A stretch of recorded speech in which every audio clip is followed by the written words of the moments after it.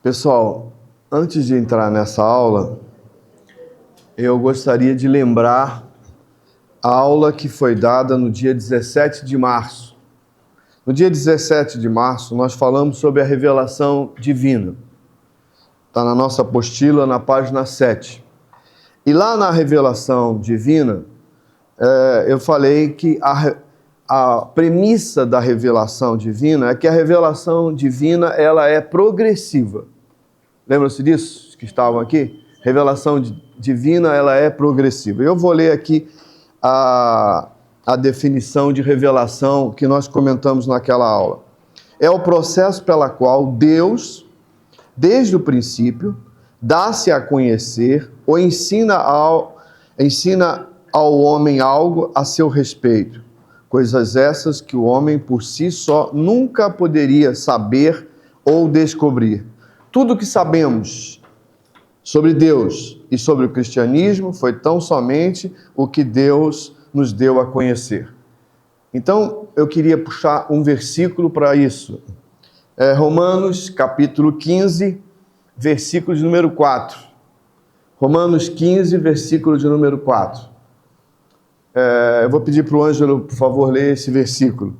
Então, aqui, repetindo essa aula, a revelação de Deus é um processo progressivo, e é Ele mesmo que se revela ao ser humano. Tudo que nós sabemos sobre Deus, foi o próprio Deus que nos revelou. Romanos 15, versículo 4.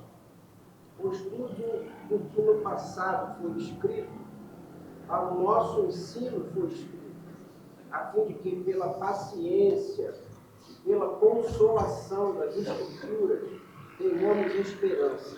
Obrigado. Tudo que sabemos, Deus nos revelou e falou dentro da sua própria palavra. Hoje, a aula de hoje versículo, página 42. Hoje é o Pacto da Graça. E o texto central da aula de hoje é Efésios, capítulo 2, versículo 8. Efésios 2, versículo 8. E nós vamos ler lá na nossa apostila. Porque pela graça vocês são salvos, mediante a fé. E isto não vem de vocês, é dom de Deus. Está na nossa apostila, lá bem nessa introdução ali. Eu começo lendo aqui uma introdução que o Ângelo colocou. O pacto que nós vamos começar a falar é o pacto das obras. E o pacto das obras foi feito entre Deus e o homem, Adão, que falhou e caiu e trouxe consequências para si. Estou lendo na apostila, segundo parágrafo. E para toda a humanidade, a culpa e a corrupção do pecado. A culpa é um elemento legal que revela sermos dignos e merecedores do castigo pela transgressão da lei de Deus. E a corrupção é a contaminação e destruição que o pecado objetivamente realiza em nós, tornando-nos cada vez mais afastados de Deus. Esse é o pacto das obras, é o primeiro pacto que nós vamos comentar. Foi feito lá no Gênesis, Deus e Abraão,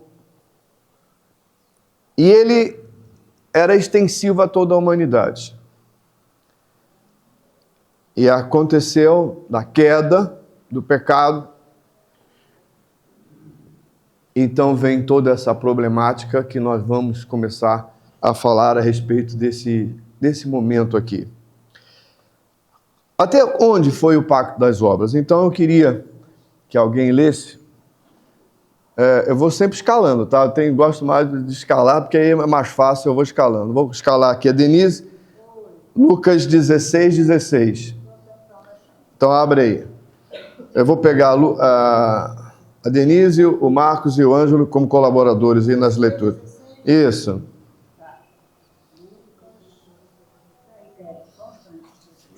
Isso.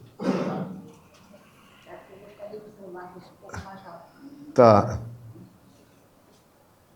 16, 16. Lucas capítulo 16, versículo 16. A lei e os profetas duraram até João. Desde então é anunciado o reino de Deus. E todo homem emprega força para entrar nele. Isso. Esse pacto vai até João Batista ou a vinda de Jesus Cristo. Certo? Nós vamos limitando aqui o período histórico. E depois vamos entrar nesse segundo pacto que nós vamos comentar aí. Então, esse pacto foi feito e vai até João Batista, começando em Cristo Jesus essa nova caminhada. E diz a apostila aqui: somos todos herdeiros dessa culpa e do pecado original de Adão. E por isso, cada homem, além da culpa, é também naturalmente pecador por si mesmo, que nasce, pois, com a natureza caída. Os nossos próprios pecados são chamados de pecados atuais ou pecados originais. Então, vamos ler aqui. Marcos, você, por favor, Salmo 51, versículo 5. Ângelo, por favor, Romanos 5, de 12 a 19. E Denise, 1 Coríntios 15, 22. Só o versículo 5. Eu nasci na iniquidade e em pecado me concedeu minha mãe. Isso. Pode repetir aí, Marcos. Eu nasci na iniquidade e em pecado me concedeu minha mãe. Eu nasci em pecado e foi assim concebido. Então, já na natureza humana, vem essa essência que é o pecado. E ela vai se manifestando dentro da vida do ser humano, conforme nós entendemos nas Escrituras e observamos isso que aconteceu. Em Romanos capítulo 5, 12 a 19. Porque assim como por um só homem entrou o pecado no mundo, e pelo pecado veio a morte, assim também a morte passou a toda a humanidade, porque todos pecaram. Porque antes da lei ser dada, havia pecado no mundo, mas o pecado não é levado em conta quando não há lei. No entanto, a morte reinou desde Adão até Moisés, mesmo sobre aqueles que não pecaram à semelhança da transgressão de Adão, o qual prefigurava aquele que havia de vir. Mas o dom gratuito não é como a ofensa, porque se muitos morreram pela ofensa de um só, muito mais a graça de Deus e o dom pela graça de um só homem, Jesus Cristo, for abundante sobre muitos. O dom, entretanto, não é como no caso em que somente um pecou, porque o julgamento derivou de uma só ofensa para a condenação. Mas a graça deriva de muitas ofensas para a justificação. Se a morte reinou pela ofensa de um, e por meio de um só, muito mais os que recebem a abundância da graça e dom da justiça reinarão em vida por meio de um só, a saber, Jesus Cristo. Portanto, assim como por uma só ofensa veio o juízo sobre todos os seres humanos para a condenação, assim também por um só ato de justiça veio a graça sobre todos para a justificação e da vida. Porque como pela desobediência de um só homem, muitos se tornaram pecadores, assim também, por meio da obediência de um só, muitos se tornarão justos. Obrigado, Ângelo. E para encerrar, 1 Coríntios 15, 22. Porque assim como todos morrem em Adão, assim também todos serão vivificados em Cristo. Obrigado, Denise. Então, pela desobediência de um entrou o pecado e a morte. E pela obediência de um entrou a vida e a graça de Deus na humanidade. Só para a gente entender um pouquinho o pacto das obras, eu vou dar uma pulada aqui e comentar a respeito disso. O pacto das obras, ele é feito entre Deus e a humanidade no qual o ser humano teria que obedecer à lei para alcançar alguma coisa. É claro que também é por meio da fé. A obediência, Abraão foi justificado pela fé, diz Paulo, e não por obras. Mas era o sentido da obedecer à lei. E esse era o pacto das obras, no qual nós sabemos de que falhou o ser humano. Havia então essa necessidade dessa transformação. Vamos ver agora a chegada de Cristo.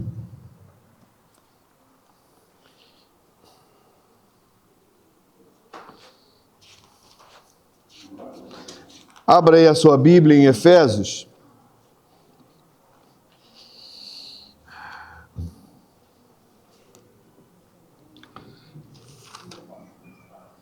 Desculpe, Gálatas, capítulo 4. Gálatas, capítulo 4.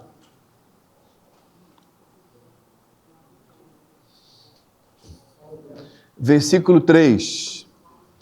Assim também nós, quando éramos menores, estávamos servilmente sujeitos aos rudimentos do mundo. Vindo, porém, à plenitude do tempo, Deus enviou o seu Filho, nascido de mulher, nascido sob a lei, para resgatar os que estavam sob a lei, a fim de que recebêssemos a adoção de filhos. E porque vós sois filhos, enviou Deus aos nossos corações o Espírito de seu Filho que clama, Abba, Pai.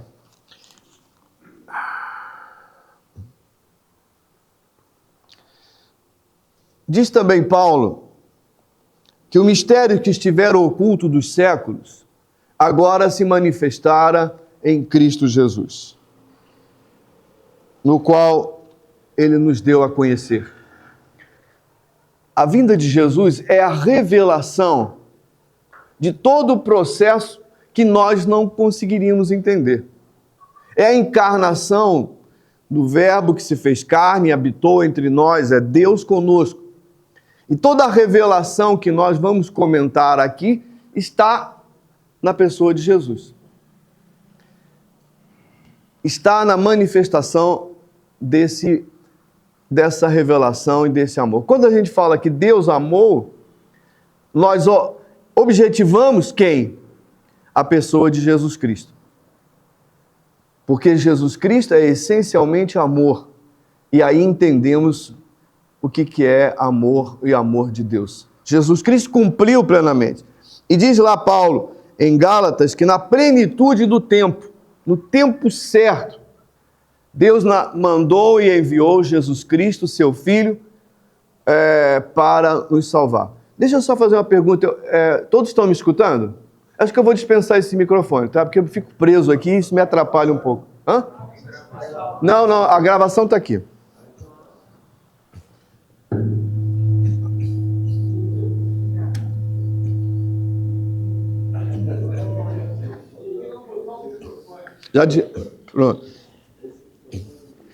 Pronto. Então, vindo no tempo certo, no momento exato, Deus nos revelou por meio de Jesus Cristo. E o Verbo se habitou entre nós, cheio de graça e de verdade. Aqui começamos, então, um segundo momento. Mas na pessoa dele, nós vamos entender o que já havia sido planejado na eternidade, que é o pacto da redenção.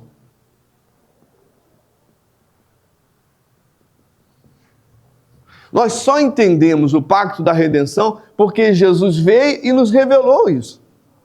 Então, nisso que está na nossa apostila, o que chamamos de pacto da redenção. O pacto da redenção, eu estou lendo aqui agora no quarto parágrafo, conhecendo de antemão, desde antes da criação, essa futura situação da humanidade, acharam aí na apostila?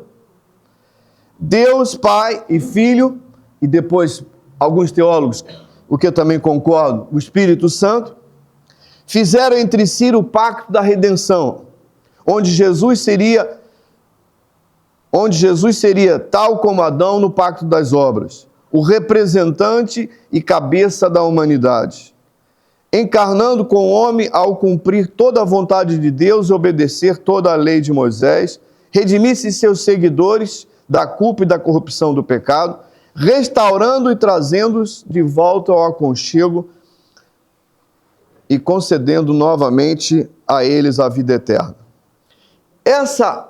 Esse pacto da redenção, ele é feito antes da criação. Antes da manifestação do capítulo 1, 2 e 3 de Gênesis, conforme nos fala a nossa apostila. E em Cristo Jesus é que há essa materialização desse fato. A revelação deste pacto aos homens chamamos pacto da graça. Para entendermos esse pacto, era necessário que Cristo viesse. Bom, só uma coisa também que a apostila fala, é que nós, seres humanos, vivemos num processo de tempo. A linha do tempo nossa é essa, e é difícil para nós entendermos qualquer coisa fora da linha do tempo, porque nós somos temporais.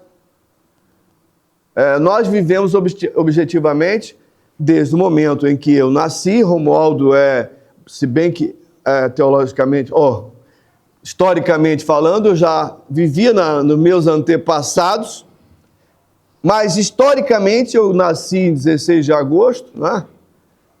E vou caminhando nessa linha do tempo até o dia da graça de Deus.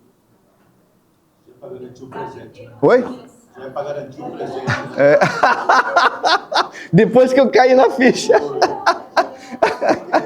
Sem querer, querendo, como diz Chaves. Sutilmente, né? Eu esqueci de falar que eu nasci em 54. Então, historicamente nós vivemos no tempo. É impossível para nós pensarmos qualquer coisa fora da linha do tempo. Mas nem sempre a Bíblia... Deus não está na linha do tempo. Deus é eterno. Está acima do processo da linha do tempo. E por isso Ele é Deus. E por isso a nossa dificuldade, dentro dessa visão da aula de hoje, falarmos do pacto da redenção, que é na eternidade, antes da criação da humanidade, que é um processo que envolveu a Trindade, no qual Jesus Cristo é esse fiador desse pacto, e que envolve toda a humanidade. Oi? Sim.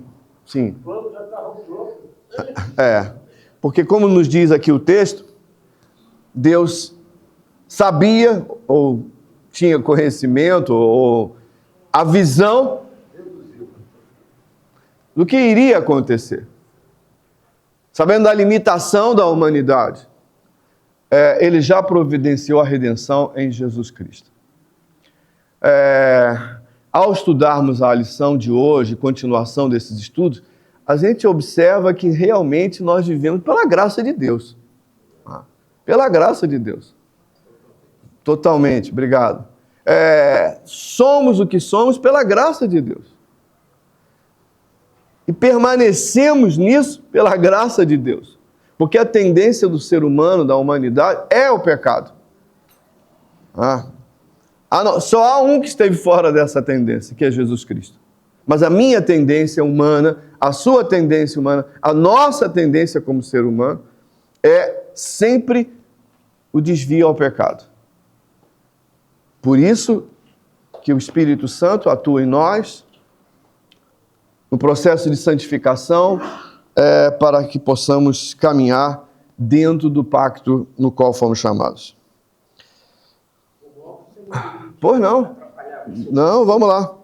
Eu queria fazer, eu peço sempre desculpa, porque eu fico interrompendo Sim. a aula, mas é que meu coração, minha cabeça fica me instigando a compartilhar algumas coisas. Vamos lá. Essa palavra que você leu aqui sobre chegou à plenitude, Sim. que é Gálatas 4:4, essa palavra plenitude está logo depois de uma outra palavra que diz foi pré-determinado. Eu queria que a gente aqui dessa turma, pelo menos, entendesse algo que é um conflito na mente de muitos crentes, da maioria dos crentes que crê, pensa, acha que o pacto das obras é uma oposição ao pacto da graça. Tem muita gente que não gosta do Antigo Testamento, que diz que o Antigo Testamento é o tempo da lei, e agora eu estou no tempo da graça, então não quero saber do Antigo Testamento. E muitos crentes, diria eu, a maioria acha, pensa, crê que a lei se opõe à graça. Quando você ler agora em casa, né, não vai dar tempo aqui, o texto que Romualdo falou, Gálatas 4, de 1 a 4, de 1 a 7, você entende que só há um pacto. Desde o início, o pacto é graça. Só que para nós chegarmos a entender a graça e confessarmos que precisamos da graça, precisamos passar por uma antessala, por um acompanhamento pedagógico, é o que diz Paulo. A lei nos serviu de pedagogo, ou aio. Gálatas diz isso. Então Deus não teve dois pactos em oposição. Deus teve um só pacto, que se desenvolveu em duas etapas. Os judeus não entenderam que a lei do Sinai não era um pacto salvador ou salvífico. Era um pacto para revelar a nossa incompetência, a nossa incapacidade, a nossa pequenez. Era um espelho, onde então, caídos e quebrantados, diríamos, preciso da tua graça. Desculpa eu estar me estendendo, mas acho que cabe na aula do pacto da graça, para entendermos o que é o pacto da graça. Porém, o judeu achou, até hoje acha, e nós também muitas vezes, que o pacto da lei era um pacto original, onde por meio da obediência alcançaríamos a graça de Deus e a salvação. E a lei veio para mostrar exatamente o contrário disso, que nós não conseguimos cumprir a lei e por isso precisamos da graça. Então, quando olhamos essa evolução da revelação, percebemos que o pacto original começou na Trindade, como bem disse o Romualdo, Pai, Filho e Espírito Santo.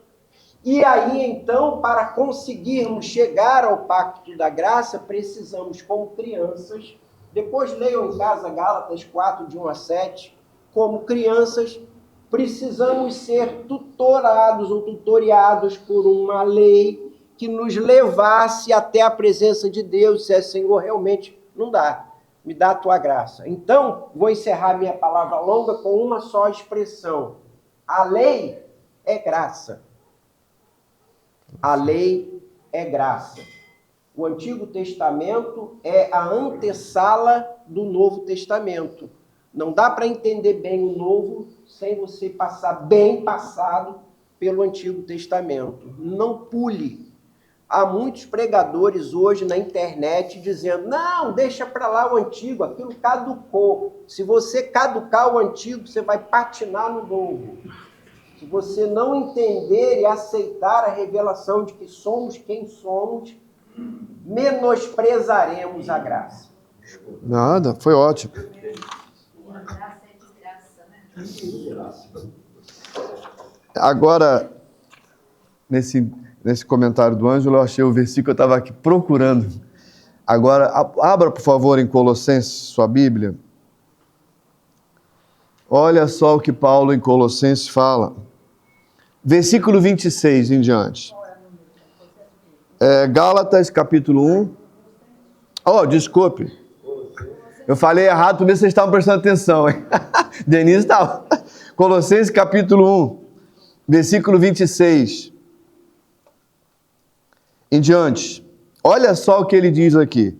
O mistério que estivera oculto dos séculos e das gerações, agora, todavia, se manifestou aos seus santos, aos quais Deus quis dar a conhecer qual seja a riqueza da glória desse mistério entre os gentios, isto é, Cristo em vós, a esperança da glória.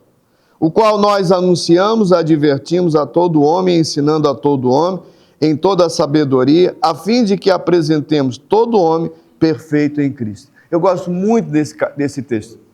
O mistério que estivera oculto, agora se manifestou.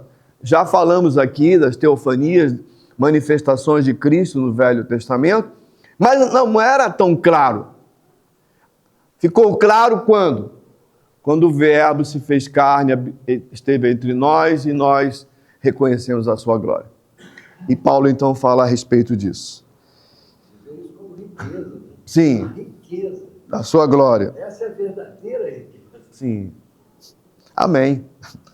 Vai na apostila, por favor. A frase que diz lá, eu estou lendo aqui agora. A revelação deste pacto da redenção aos homens. Chamamos de pacto da graça. Isto é, porque oferece vida eterna e restauração, não mais através da irrestrita obediência à lei de Deus, mas através do simples aceitação de Cristo como seu cabeça, representante e substituto, doado a nós pelo amor gracioso do Pai. Foi o texto que nós lemos na aula inicial. Porque pela graça sois salvos mediante a fé, isso não vem de vós, é dom de Deus. Gênesis 1 e 2 nos falam da criação. Gênesis 3 do pecado e da morte. E de Gênesis 3, de 8 até Apocalipse, fala desse plano da redenção de Deus para nos alcançar. O pacto da redenção, que está aqui objetivamente mostrando. O pacto da redenção, se olharmos para a eternidade e pensarmos na nossa dimensão do tempo, o pacto da redenção precede o pacto da graça, precede a própria criação, pois há textos bíblicos que nos falam da mente divina ter conhecimento do pecado de Adão e do sacrifício proposto em Cristo para os tempos eternos. Então aqui vamos ler um pouquinho de versículos bíblicos. Então vamos começar em 1 Pedro, capítulo 1, versículo 19 e 20. Esse então fica para o Marcos. O Ângelo, Tito 1, 2. Denise, Efésios capítulo 1, de 4 a 14. Deixa eu escalar aqui mais alguém. 2 Timóteo 1, 9. Só um pouquinho, Caio, você pega 2 Timóteo 1, 9. E Apocalipse 3, 8, Alexandre, pega Apocalipse 13, 18. Então vamos devagar. 1 Pedro, capítulo 1, versículo 19 e 20. Mas pelo precioso sangue, como de cordeiro sem defeito e sem mácula, o sangue de Cristo, conhecido com efeito antes da fundação do mundo, porém manifestado no fim dos tempos por amor de vós.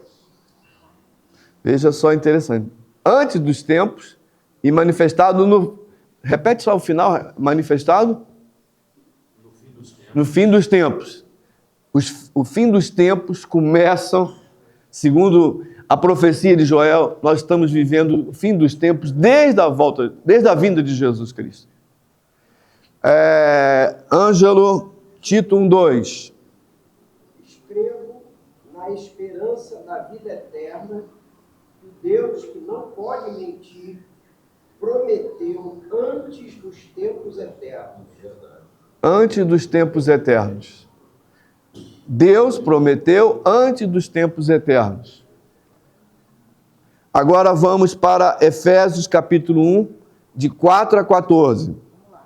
Como também nos elegeu nele antes da fundação do mundo. Antes da fundação do mundo. Para que fôssemos santos e irrepreensíveis diante dele em amor.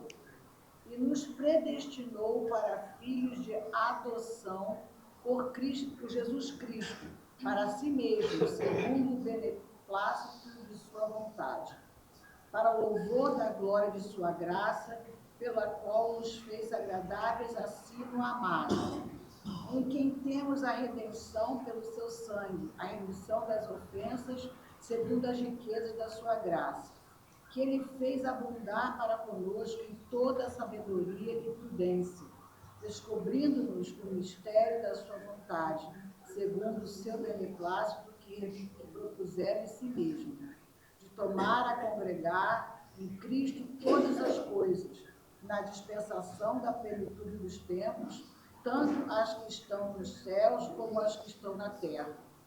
Nele, digo, em quem também fomos feitos herança, havendo sido predestinados conforme o propósito daquele que faz todas as coisas, segundo o conselho de sua vontade, com o fim de sermos para louvor da sua glória, nós os que primeiro esperamos em Cristo, em quem também vós estáis, depois que ouvistes a palavra da verdade, o evangelho da vossa salvação. E tendo nele também crido, fostes selados com o Espírito Santo da promessa, o qual é o penhor da nossa herança, para a redenção da possessão adquirida para o louvor de sua glória. Isso, é um texto perfeito. Esse texto nós vamos explorar mais quando formos falar sobre essa eleição no qual ele nos fala. Nos escolheu antes da fundação do mundo. É algo assim, muito profundo que Paulo nos fala. Esse pacto da Trindade e que Deus nos elegeu antes da fundação do mundo. Agora, 2 Timóteo, Caio, 1:9. Que nos salvou e chamou com uma santa vocação, não segundo as nossas obras, mas segundo o seu próprio propósito e a graça que nos foi dada em Cristo Jesus antes dos tempos eternos. Antes dos tempos eternos. É algo maravilhoso no qual Deus já estava com esse projeto antes da fundação. Alexandre, Apocalipse 13:8. E adoravam todos os que habitam sobre a terra, esses cujos nomes não estão escritos no livro do Cordeiro que foi morto desde a fundação do mundo. Isso, antes da fundação do mundo. Desde a fundação do mundo. Agora eu queria que você abrisse a sua Bíblia em João, capítulo 6. Pode?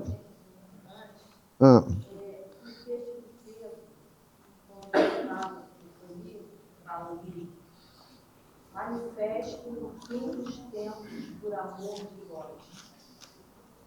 No fim dos tempos, está falando ainda. Ótimo, sua pergunta. Quando Jesus morreu por nós, derramou sangue por nós. Sim, a vida de Jesus é tudo isso. Tá. Ou é no fim dos tempos. Tá. Quando todos fomos levados para ele. Tá. É o versículo 20. Não, eu sei, mas eu estou querendo achar aqui o outro.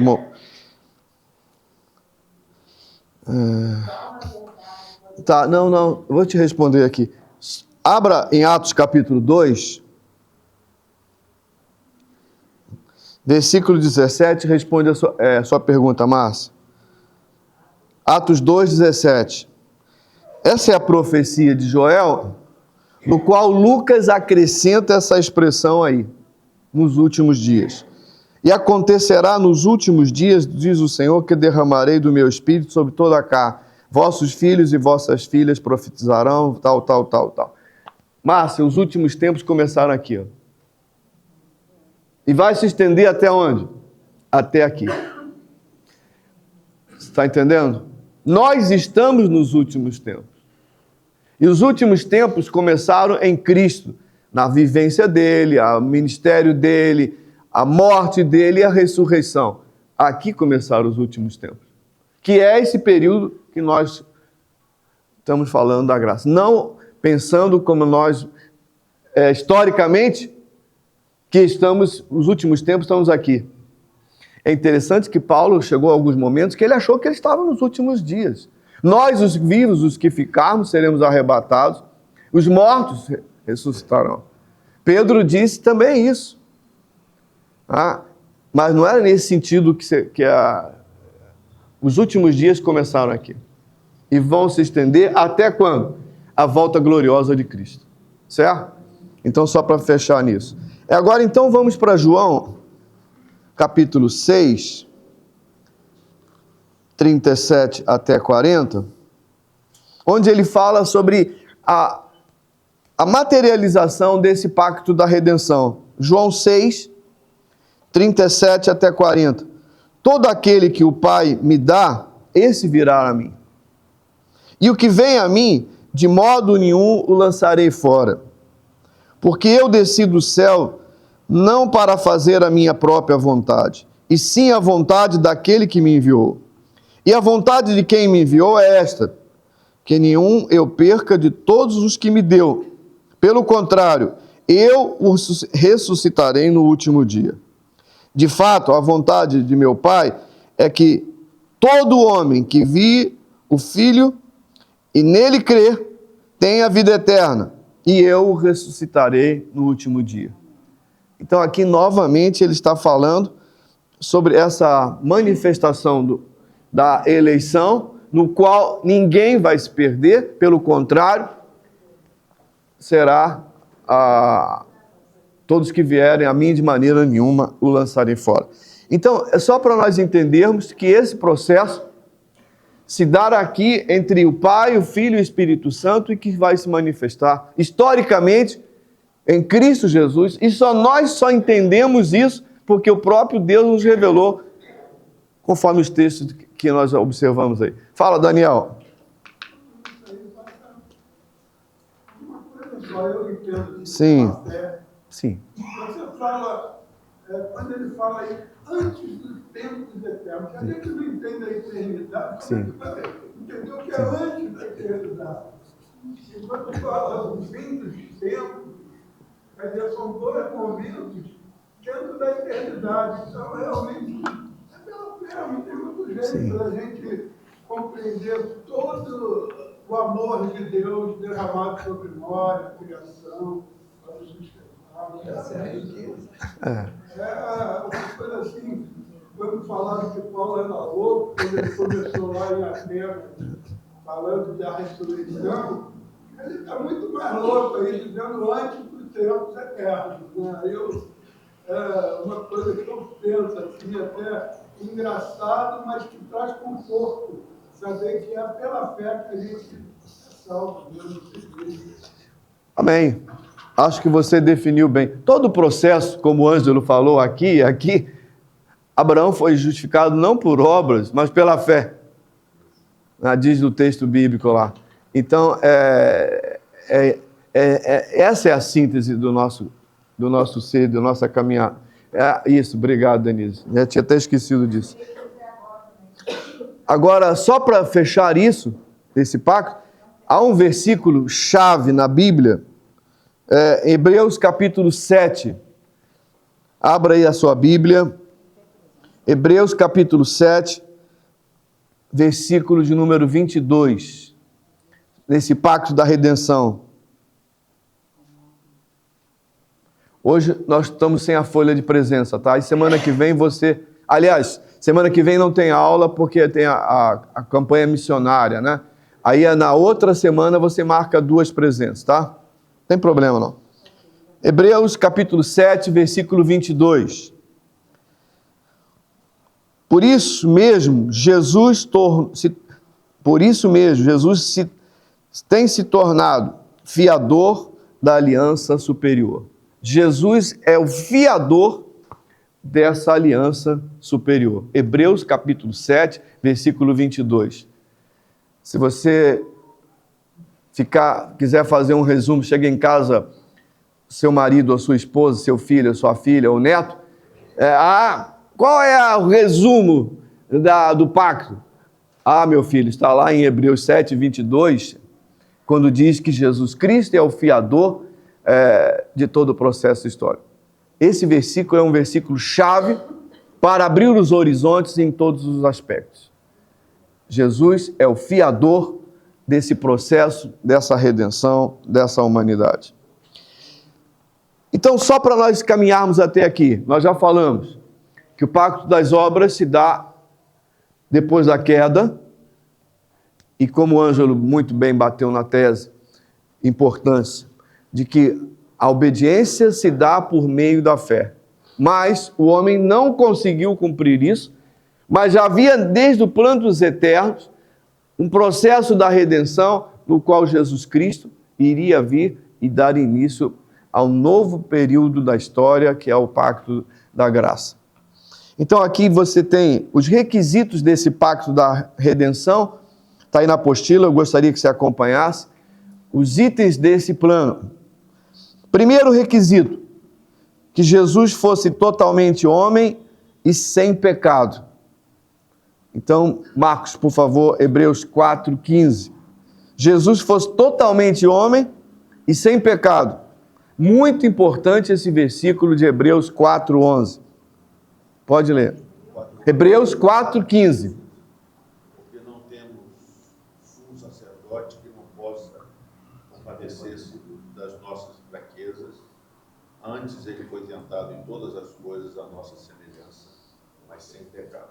Muito importante isso aqui. A nossa teologia bate nessa tese, primeiro que ele é Deus, que ele se encarnou, não é um fantasma, é ser humano mesmo, mas viveu entre nós sem pecado. É o texto de Hebreus 4:15, muito importante nisso. Que ele cumprisse toda a lei. Mateus 5:17, Ângela, por favor. Mateus 5:17. Que ele cumprisse toda a lei. Não pensem que vim revogar a lei ou os profetas. Não vim para revogar, mas para cumprir. Foi o que você falou aqui no início. Ele não veio para revogar, ele veio para cumprir a lei e os profetas. Então, que ele cumprisse toda a lei. Jesus cumpriu tudo. Por isso ele é o nosso mediador e o nosso salvador. Que pagasse o preço como fiador, morrendo inocentemente. Apocalipse 1:5, só um versículo aqui. Quem achar, por favor, lê para nós aí. Apocalipse 1:5. E da parte de Jesus Cristo, a fiel testemunha, o primogênito dos mortos e o soberano dos reis da terra. Aquele que nos ama e pelo seu sangue nos libertou dos nossos pecados. Amém. Então aqui que fosse pagasse esse preço e de uma maneira inocente. As promessas foram, ele receberia um corpo sem contaminação do pecado e a unção do Espírito Santo. Aqui eu só vou ler Isaías 61. Denise, por favor, lá em Isaías 61.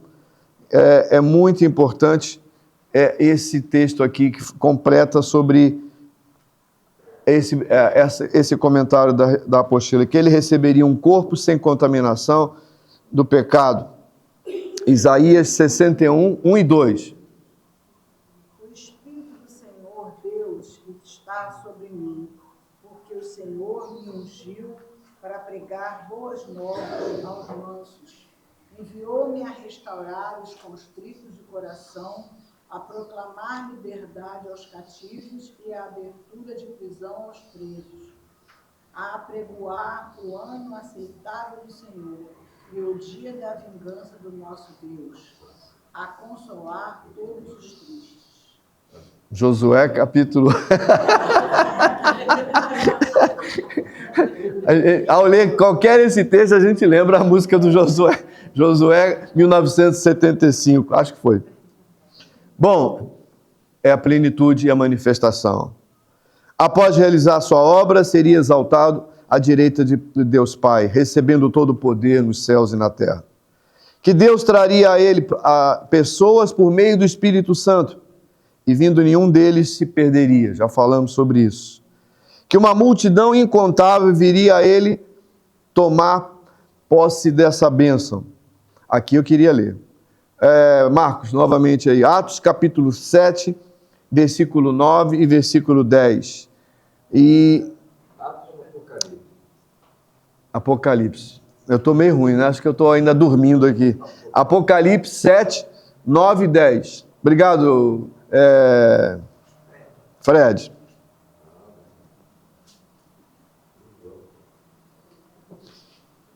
da multidão incontável que viria tomar posse desta bênção. Apocalipse 7, 9 e 10. Depois dessas coisas vi, e eis grande multidão que ninguém podia numerar, de todas as nações, tribos, povos e línguas, em pé diante do trono e diante do cordeiro, vestidos de vestiduras brancas com palmas nas mãos, e clamavam em grande voz, dizendo: ao nosso Deus, que se assenta no trono, e ao cordeiro pertence a salvação.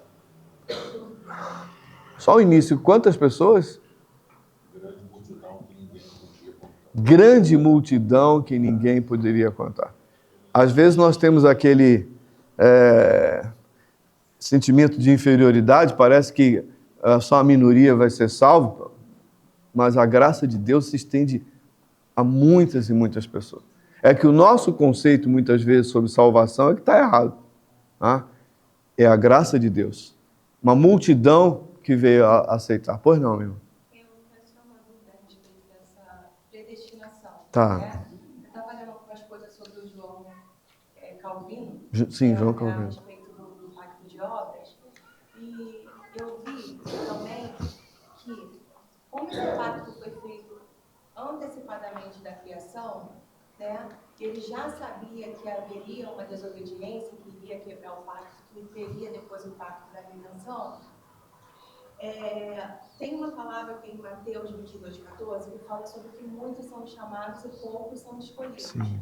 Essa predestinação que também João Calvino fala, ele falava isso antes de ser expulso pela Igreja Católica, antes de sair do Lutero, é justamente sobre isso, é que ele já sabia, que ele já conseguiu entender através de seus estudos, que as pessoas seriam chamadas, mas elas iriam desobedecer, e por isso que depois viria Jesus como o pacto da redenção, e aí sim escolheria as pessoas que aceitariam ele, né, no momento da graça, porque apenas ele é o caminho. Se não aceitar ele como seu salvador, a pessoa não herda o reino dos céus. Essa é a minha primeira dúvida dessa predestinação. Se Deus já sabia que, mesmo todos sendo chamados, há poucos serão os escolhidos. Então tem pouca gente que... Poucos aí já não é pouco, né? Já tem muitos. Tá. E a outra dúvida que eu tenho a respeito de Jesus, que eu estava vendo aqui, que ele ganhou, né, como benefício dele ter vindo como homem e ter sido crucificado. Sim. Mas, através dele também, tem essa palavra aqui de Lucas 10:9, que fala que a gente recebeu esse poder de curar os enfermos. Lucas 10:19 fala que eis que vos dou o poder para pisar em serpentes e escorpiões e toda força do inimigo. Ou seja, através dele, da morte dele, nós recebemos poder também para expulsar os demônios. Sim. E como antes do início da criação, o problema era com Lúcifer, né, que desceu nessa parte dos anjos e todos foram demonizados, Deus já sabia que os demônios, eles afetariam na criação deles de alguma forma. Sim. Então, isso também de Jesus ter vindo, não foi para a gente ter, através de Jesus, do sangue de Jesus, esse poder para enfrentar os demônios que Deus já sabia, que já estavam ali pairando por aqui. Tá, vou responder sua pergunta por etapa. Sobre predestinação, nós já fizemos aqui um pacto entre nós, que nós iríamos esperar a aula do pacto da redenção. Mas é sempre uma dúvida. Mas é porque nós vivemos num processo histórico. E nós não temos condições de sair desse processo histórico. Por isso, dissociar uma coisa a outra é muito complicado. A posse do processo da obra de Deus está por meio da fé em Cristo Jesus. Isso não há dúvida. Então, você está certo quando você disse que é pelo processo da fé que a gente toma posse nisso aí. Um pastor... Já que você falou, eu vou falar. Tá, você que vai falar. Não queria falar muito sobre isso hoje, mas vai. Bom, vai haver uma aula sobre predestinação. Sim. Ponto. Que todo mundo vai sair daqui feliz e alegre, entendendo? Não é verdade. Ponto. Mas eu posso lhe dizer assim, dar uma pincelada, embora esse tema não esteja a ver com a aula de hoje. Mas se você passar a crer que Deus apenas escolhe porque ele tem presciência, ou seja, uma presciência, eu sei o que vai acontecer, então o homem constrói a sua história. Quem escolhe a Deus é o homem e Deus diz amém. Não é o que a Bíblia fala em todo o tempo. A Bíblia não fala que a salvação vem por uma obra. Acabamos de ler isso em Efésios. A salvação não vem pelas obras, é graça. O que é graça é de graça. Você está parado, ganhei. Você não fez nada. Então, assim, de uma maneira bem ralé, bem simples, você não se salva. Quem te salva é Deus. De maneira que a presciência vem junto com a determinação. Primeiro Deus designa, e porque ele designa, ele conhece. Então ele é presciente porque foi ele mesmo quem designou. Não é o fato de dizer, ele era um observador antigo, supervisionou, e aí vem a nossa aula de providência, ele ficou de longe olhando, aí quando ele viu lá na frente que eu, um herói da fé, disse, aceito Jesus, então ele está eleito. Então quem aceitou fui eu. E a Bíblia o tempo todo fala que quem escolhe é ele. Eu só digo aceito porque ele envia o Espírito ao meu coração. E aí eu me arrependo e digo que preciso. Então, não sou eu que me salvo. Quem me salva é Deus. Então, a presciência confunde um pouco as pessoas, porque todo mundo acha que Deus é um antigo observador. Na verdade, ele sabe porque ele designa. Se ele designa, é claro que ele sabe. Então ele tem presciência porque ele pré-designou, entendeu? Não é uma presciência de adivinhação antiga. É uma presciência de quem diz assim, você vai nascer no ano de 1970. Ponto. Então agora ele já sabe. Então ele tem a presciência de que você vai nascer no ano de 1970. Entende a diferença? Sim, é ele quem escolhe, mas não é essa a aula de hoje. Eu só estou querendo fugir da ideia de que o homem se salva e Deus diz amém. Deus não é boy de serviço, Deus é o soberano Senhor, ele aponta e escolhe. Agora, os motivos estão no coração de Deus e nós não vamos conseguir descobrir porque uns são eleitos e outros não. Isso aí é um assunto para aula de predestinação. Tá bem? Obrigada. Oi. A observação dela é sobre o domínio sobre o diabo. Sim. Isso é extremamente importante. Né? É uma afirmação do nosso domínio sobre as obras das trevas. Eu não sei em que contexto você falou isso, mas... Foi em Lucas. Lucas, não, sei, Lucas 10. Isso, Lucas 10. É que com a vinda de Jesus na graça, a gente acabou adquirindo esse poder de pisar serpentes e escorpiões. Isso. Que tem esse Lucas domínio 10. sobre o demônio, mas através de Jesus. Nós não fomos nada sem ele. Mas é fundamental essa consciência. Sim. Sim. A gente fica meio apoiado com o diabo. Sim. E tem que ir no Lucas 10. Obrigado. Foi bom para mim. Bom, e outra coisa, as portas do inferno não prevalecerão sobre a igreja. Então, o bom da escola dominical é isso, né? Você sai da rotina. E mais ainda, quando você tem professores amigos com quem jogamos botão desde 11 anos, e ele deixa eu entrar claro, sem atrapalhar tranquilo. ele. Na verdade, você fez uma afirmação que me deixou um pouco preocupado, de que nós fomos salvos, Jesus veio para nos dar o poder sobre os demônios. Não é isso. Nós fomos salvos porque estávamos condenados pelo pecado à morte eterna. Por isso fomos salvos. Como bônus, e não como causa, como bônus recebemos o poder. E o poder do Espírito nos permite exercer o ministério de Cristo. Então não fomos salvos para isso, mas também acabou, consequentemente, sendo assim. Deixa eu só recolocar. Não é que nós fomos salvos para isso. Eu sei que nós fomos salvos por outros motivos. Mas através do poder do sangue dele ter sido crucificado, esse poder foi estendido a nós, que não teríamos nenhum poder sobre os demônios. Poder do Espírito. Isso. Poder dele.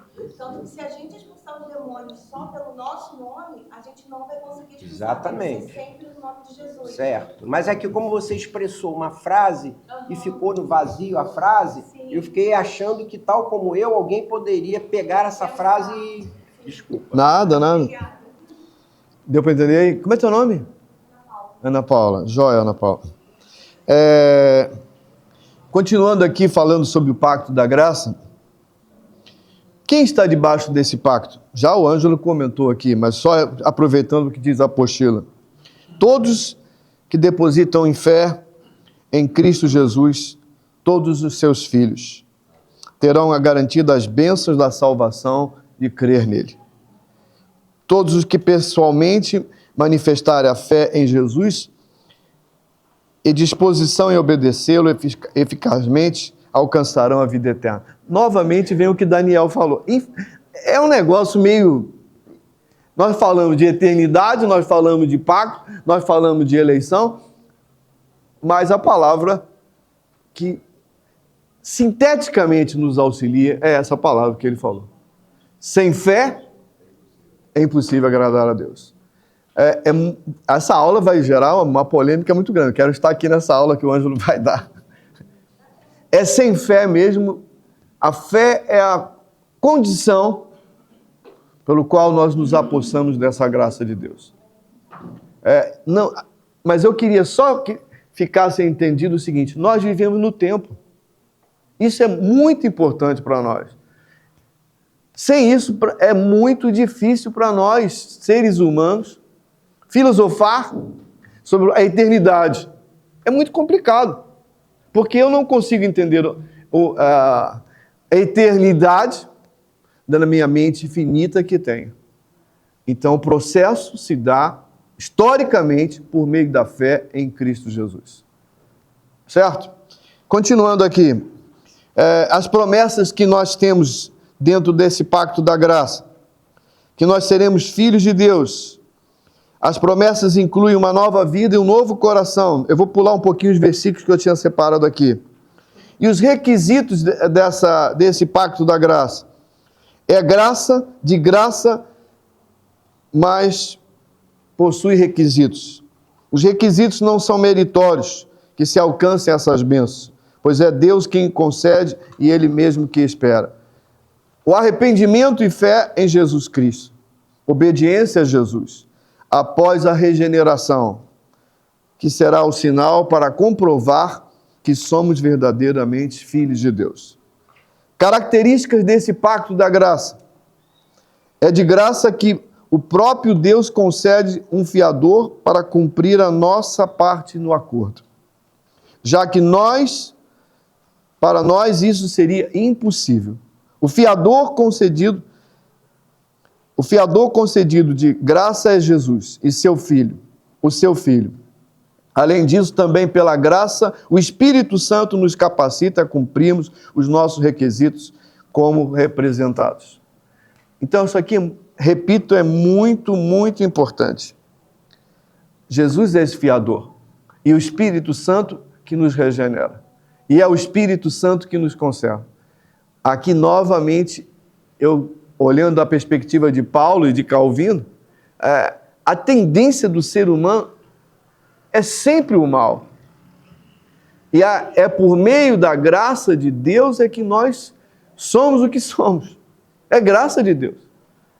Se nós pegarmos isso, nós vamos observar isso. Ontem rapidamente eu assisti um documentário, um filme sobre a Segunda Guerra Mundial, a barbárie daquele processo. E é algo que mostra o que é a natureza humana. A barbárie que foi aquilo. Especialmente o Holocausto. Esse é o ser humano. Que continua vivendo nesses dias. E a gente observa, como disse lá o texto de Salmo 51, na própria criança a gente nota isso. Eu convivo com meu neto desde que nasceu. O Alexandre vai começar com o Henrique. O meu é o Paulo. É interessantíssimo esse processo da criança. A criança, ela vai demonstrando... chegou aqui a nossa lista de chamar. Nós temos ainda 10 minutinhos, vocês vão preenchendo aí, por favor. Ao pecado, a perder e representando isso. A criança é uma demonstração do que eu sou.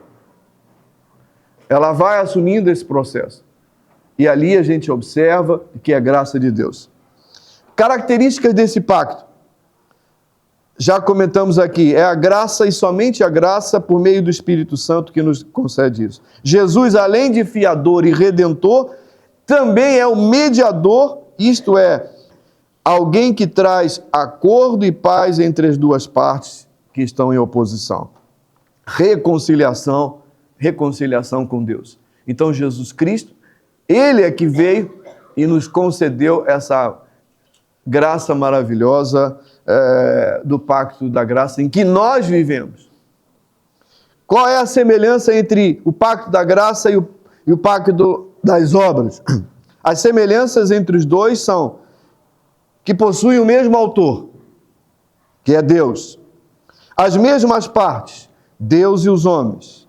A mesma forma de contrato, uma promessa e uma condição. A mesma promessa, a vida eterna. E o mesmo propósito, a glória de Deus. Quais são as diferenças entre o pacto das obras e o pacto da graça? As diferenças são que no pacto das obras, Deus é Criador e Senhor. No pacto da graça, Deus é Pai e Redentor. Num homem é criatura e no outro é pecador. Um depende da obediência incerta de Adão, no outro a obediência de Cristo é certa. No pacto das obras, o requisito é a obediência à lei. No pacto da graça, é o caminho da fé em Cristo Jesus. Amém. Esse é o pacto que nós vivemos. Fred? O homem tende ao mal. Sim. E, paradoxalmente, ele tende, e é uma marca que marcou a vida da igreja na Terra, a se auto-justificar. Então, esse é o grande problema, porque a graça anula a auto-justificação. Você citou os nazistas estavam auto-justificados. Eles eram realmente uma raça superior e tinham as raças inferiores que tinham que ser eliminadas. Por quê? E olha, isso marca a vida da igreja. Você pega a vida de Wilberforce contra a escravidão da Inglaterra, um país cristão. Sim. Então você vai ver que a tendência do homem é dizer que ele tem méritos. Por isso que tem que bater tanto na tecla da graça. Obrigado. É realmente isso. É a graça de Deus que se manifesta em nós por meio de Cristo Jesus. E nós caminhamos e nos movemos em Cristo porque Deus nos sustenta. Novamente aqui, Ele nos salvou e Ele nos sustenta. Né, que nos permite isso. Porque a tendência nossa é o processo se auto-justificar. Isso para arrependimento é importante. A tendência é se auto-justificar. Sim. É contraditório. Parece que é o mal, mas o maior mal é a auto-justificação. Nós estamos vivendo em dias, como igreja histórica, bem complicados. Às vezes, eu como protestante que sou desde berço,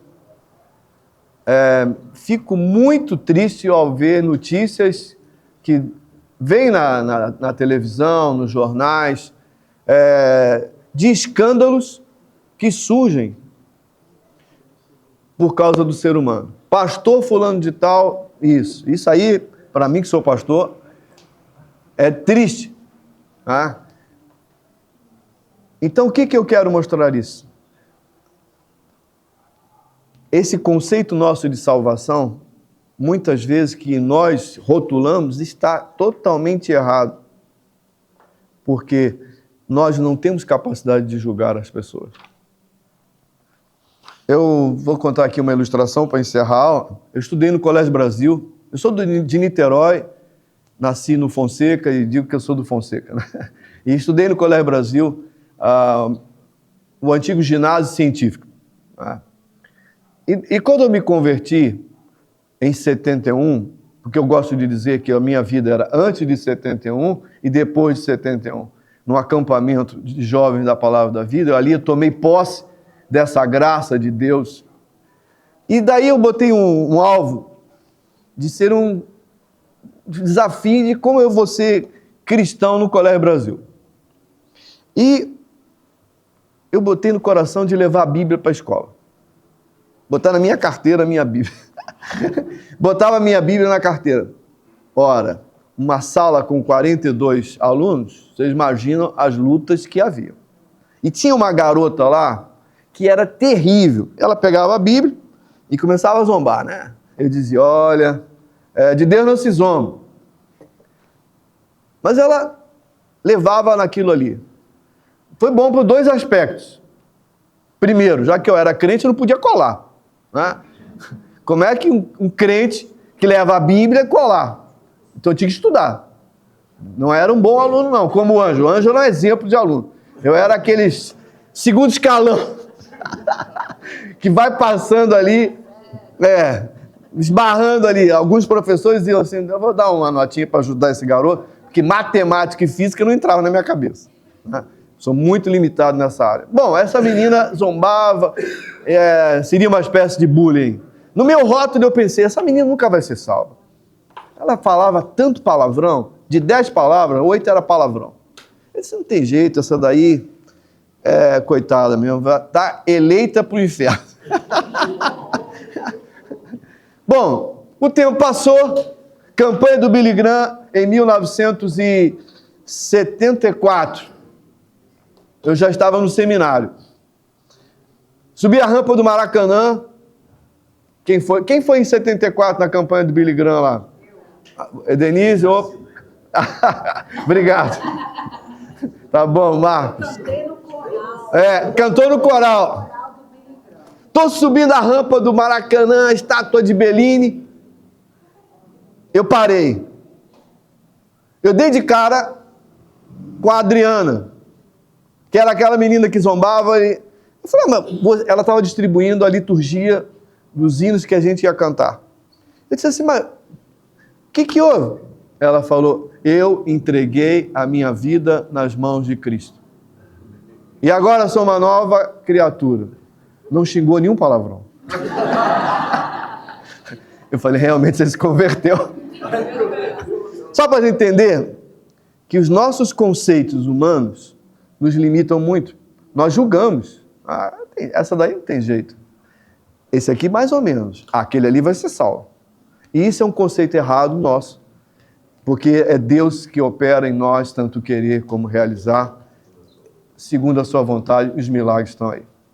Gente, então essa é a nossa aula de hoje, no qual caminhamos sempre pelo processo da fé e na eternidade Deus em Cristo Jesus preparou tudo aquilo que está para nós.